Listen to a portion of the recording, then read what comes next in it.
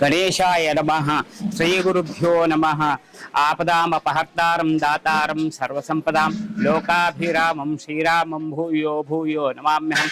మనోజవం మార్గతుల్య వేగం జితేంద్రియం బుద్ధిమతాం వరిష్టం వాతాత్మజం వానర్యోధ ముఖ్యం శ్రీరామ్ దూతం శిరసా నమామి.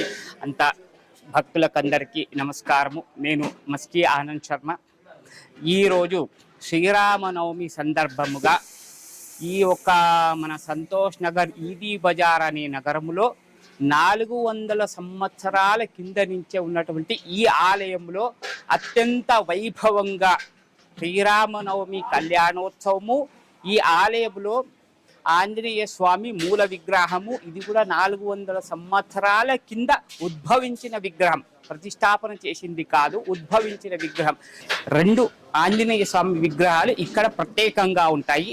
ఒకటేమో సింధూర ఆంజనేయ స్వామి, రెండేమో విభూ ఆంజనేయ స్వామి అని 2 విగ్రహాలు. సింధూర ఆంజనేయ స్వామికి సింధూరమే పోస్తారు, విభూ ఆంజనేయ స్వామికి అభిషేకము చేస్తారు. ఈ విధంగా ఈ ఆలయము 400 సంవత్సరాల కింద వాస్తు ప్రకారంగా చూసుకొని కట్టారు. మనకు ఆలయం చూస్తే ఆంజనేయ స్వామి తూర్పు దిశగా ముఖంగా ఉంటుంది. భక్తులు రావడానికి, ఆలయం లోపలికి రావడానికి ఈశాన్య తూర్పు మధ్యలో ఉంటుంది.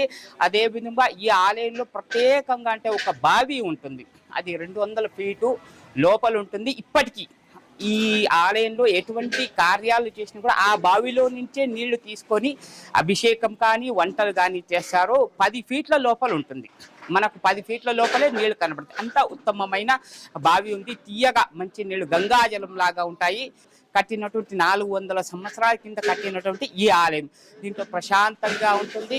అని ప్రతిదినము ఇక్కడ ఆంజనేయ స్వామి వారికి ఈశ్వరుడు కూడా ఉన్నాడు, గణపతి అమ్మవారు కూడా ఉన్నారు. ప్రతిదినము ఇక్కడ అర్చకులు అభిషేకము అన్ని విధాలుగా పూజలు చేశారు. విశేషముగా ప్రతి శనివారం భజన కార్యక్రమం కూడా జరుగుతుంది. ఈ రోజు శ్రీరామనవమి ప్రత్యేకించుకొని చెప్పడానికి ఏముందంటే, ఈరోజు విశేషముగా ఇక్కడ కార్యక్రమాలు జరుగుతాయి. మొదట ఆంజనేయ స్వామి వారికి అభిషేకము జరుగుతుంది. తదనంతరం సీతారాముల వారి కళ్యాణ భాగంలో మొదట గణపతి పూజ, పుణ్యాహవచనము, తర్వాత శ్రీరామచంద్రుల వారికి అమ్మవారికి అభిషేకము.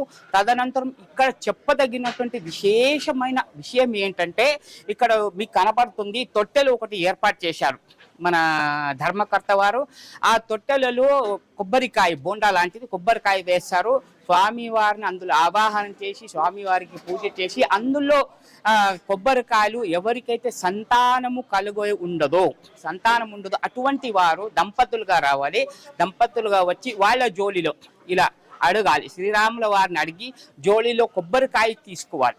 కొబ్బరికాయ ఫలము తీసుకొని ఇంటికి వెళ్ళి మన ఇంట్లో ఆలయం ఉంటుంది కదా, అందులో పెట్టుకొని పూజ చేసే సంవత్సరం తిరిగేసరికి తప్పకుండా వారికి సంతానం కలుగుతుంది.